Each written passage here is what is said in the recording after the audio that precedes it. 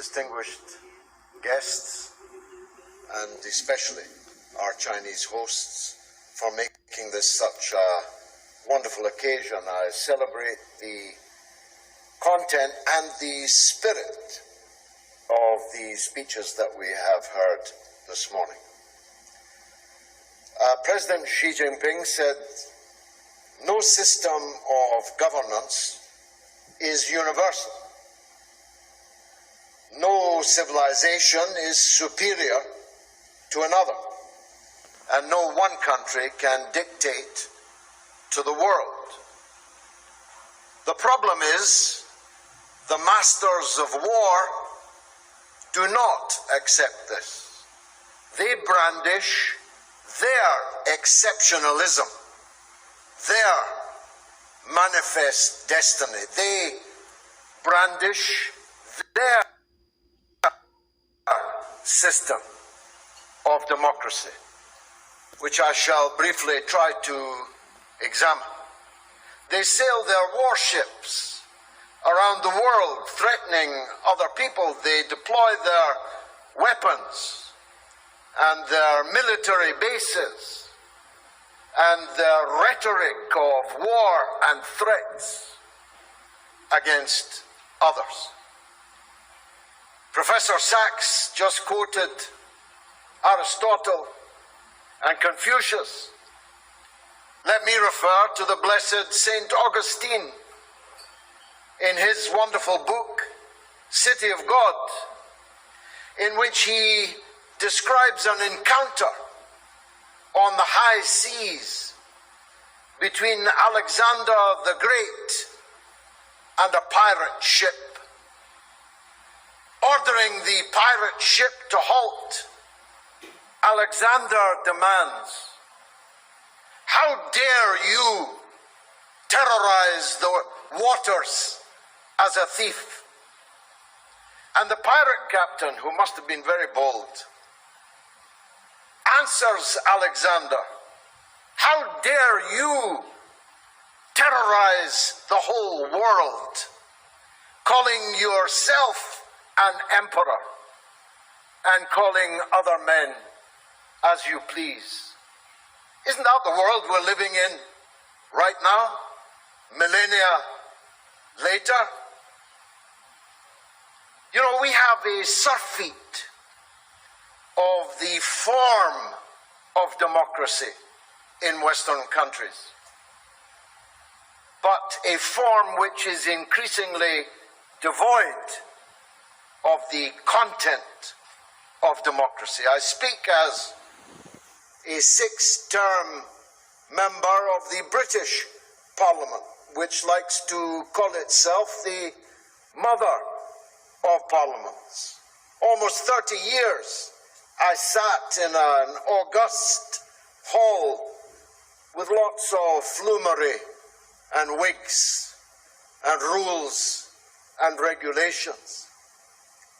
But what is the achievement of that democracy? We have a saying, I'm sure you have it too, the proof of the pudding is in the eating. What are we eating in our Western democracy? Well, less and less is the first answer. We are going backwards, while China is going forwards. China is raising people out of poverty.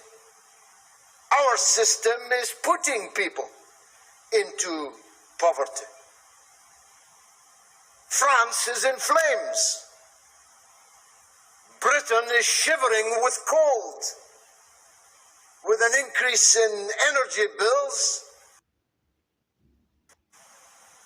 in households of four times the cost of heating this year as compared to last. In the United States, 80 million people have no health insurance. They talk about human rights.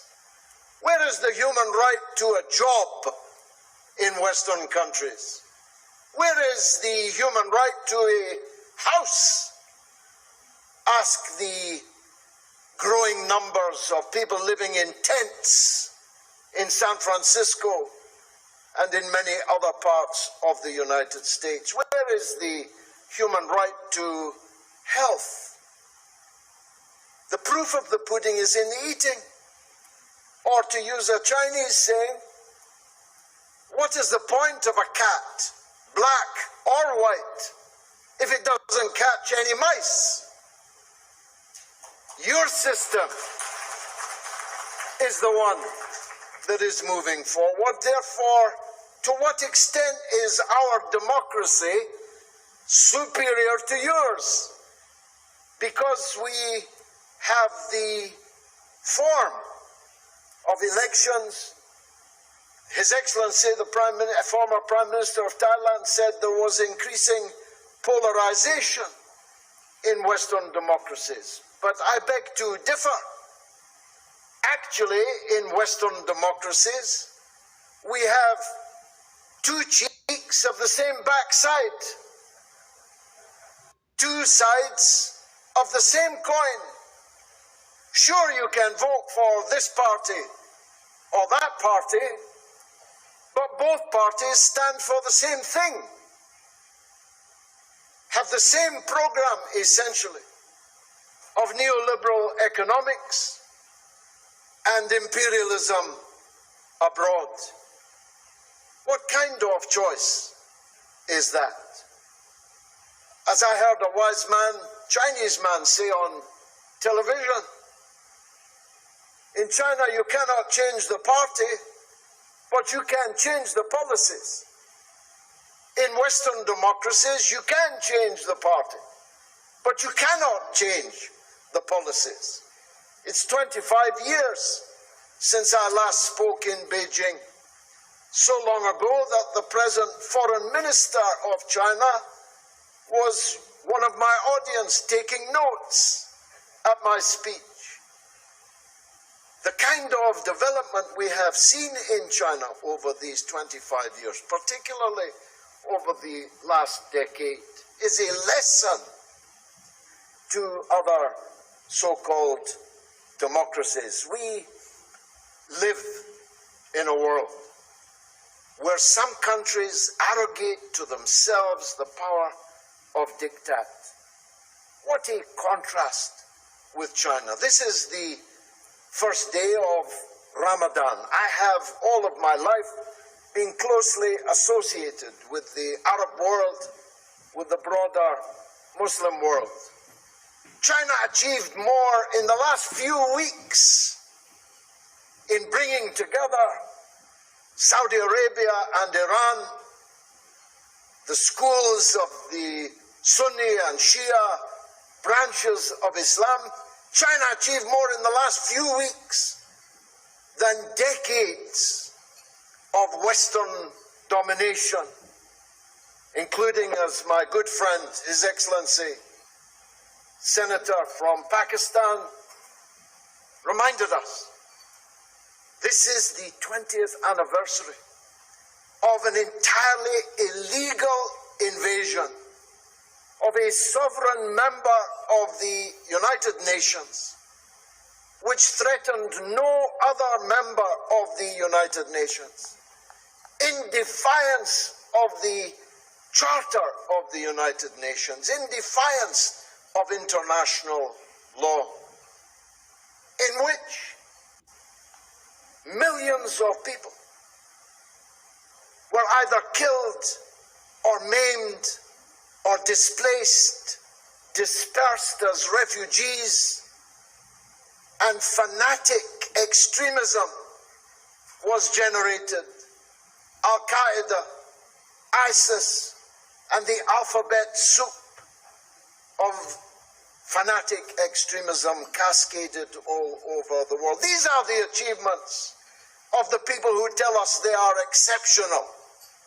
These are the achievements of the people who tell us it's their way or the highway.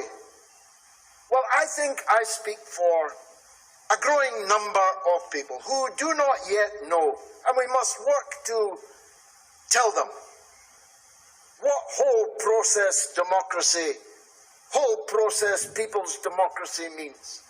They don't yet know that. But they do know their own democracy isn't working because it isn't producing anything for them, and it is sowing not just disharmony, but hatred, violence, bloodshed, and war around the world. Our friend in the best of all these good speeches that have been made today from Zambia made this point so powerfully. Those who have been identified with the gravest injustices lecture the rest of us on justice. They tell us about a rules-based order which they invented, which means their rules, which they order us to obey.